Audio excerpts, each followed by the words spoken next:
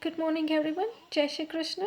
Today I will recite verses 54 to 72 from the chapter 2 of Sankya Yoga of Bhagwad Gita, and I will try to explain its meaning. Verses 54 to 72. Arjuna Uvacha Sthitapragnasya Kabhasha Samadhishya Keshava Sthitidehi Kim Prabhasheta Kimashita Vrajeta Kim. Shri Bhagwan Uvacha Prajahati Yada Kaman Sa Ardhanartha Banogatan Atmanyevatmana Dushtam Sthitapragnatsta Dochyate Dukheshvanu Dvigmanaha Shukeshu Vigataspruha Vitaragaya Bhayakrodha Sthiti Muni Ruchyate Yasarvana Bishranit Hasta Staprapya Shubhashubham Nabhina Dantati Dadeshtim Tasya Pragna Pratisthita Yada Sanhareta Chayam Kumo Adani Sarvashah Indrani Niryarthe Patsyah Pragna Pratisthita Vishayan Vinirvatate Niraharasya Dehinah Rajavarja Rasopya Param Tashtani Nivartate Yatatohyapi Konteya Purushasya Vipashritiha Indrayani Prabhayena Haranti Prasannam Manah Tani Sarvani Sanyamya Yukta Asita Matparaha Vashehim Yandreni Yani Tasya Pragna Pratisthita Dhyayato Vishyanushaha Sangate Pupajayate Sangajayate Kamaha Kamat Krodho Vijayate Krodhanvati Sammoha Sammohat Smriti Vipramaha Smriti Bransada Buddhi Nasho Buddhi Nashan Pranashyati Ragadvesha Vyuktenshtu Vishwandriya Sherasna Atma Virda Yatma Prasadadit Kachati Prasade Sarvan Dushkhanaha Hani Rasyo Pajayate Pasanna Chetaso Yashu Buddhihi Paryavatishtate Nasi Buddhirtyukstana Charyuksaha Bhavana Na Chabhavayataha Santi Ra Santasya Kutaha Sukham Indrayanam Him Charatam Yanno Vidayate Tadasya Harati Pragram Varyunam Bhishma Mashi Tashmasya Mahabaho Nirguntahi Sadasaha Indrani Drani Treyapashyam Pragnaha Pratisthita Yanisha Sarvabhutanam Tashyam Jargati Sanyami Tashyam Jagrati Bhutani Shanisha Pashyanto Munehe Ayurpanmana Chala Pratishtham Samudramapah Prashandati Yatvat Tat Kamamyam Pradishanti Sarve Sasanti Mraproti Nakama Kami Vihaya Kamanyaha Sarvanyu Charati Nisprushaha Nirmamo Niryahara Sasanti Diga Gachati Esha Brahmin Sthitihi Pratha Nainam Prapya Vimyuhati Siddhat Swamantakalepi Brahma Nirvanam Muchyati. Which means, Arjuna said, O Keshava, what is the disposition of one who is situated in divine consciousness? How does an enlightened person talk? How does he sit? And how does he walk?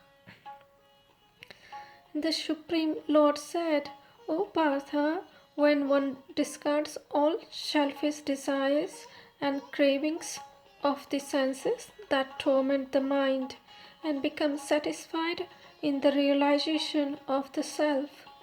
Such a person is said to be transcendently situated. One whose mind remains undisturbed amidst misery, who does not crave for pleasure, and who is free from attachment, fear, and anger, is called a sage of steady wisdom. One who remains unattached under all conditions and is neither delighted by good fortune nor dejected by tribulation. He is the sage with perfect knowledge. One who is able to withdraw the senses from their objects, just as the tortoise withdraws its limbs into its shell, is established in divine wisdom. Aspirants may restrain the senses from their objects of enjoyment, but the taste for the sense object remains. However, even this taste ceases for those who realize the Supreme. The senses are so strong and turbulent, O son of Kunti, that they can forcibly carry away the mind even of a person endowed with discrimination and practicing self-control. They are established in perfect knowledge who subdue their senses and keep their minds ever absorbed in me. While contemplating on the objects of the senses, one develops attachment to them. Attachment leads to desire, and from desire arises anger. Anger leads to clouding of judgment, which results in the anger of the memory. When the memory is bewildered, the intellect gets destroyed, and when the intellect is destroyed, one is ruined. But one who has control the mind and is free from attachment and aversion, even while using the objects of senses, attains the grace of God. By divine grace comes the peace in which all the sorrows end, and the intellect of such a person of tranquil mind soon becomes firmly established in God.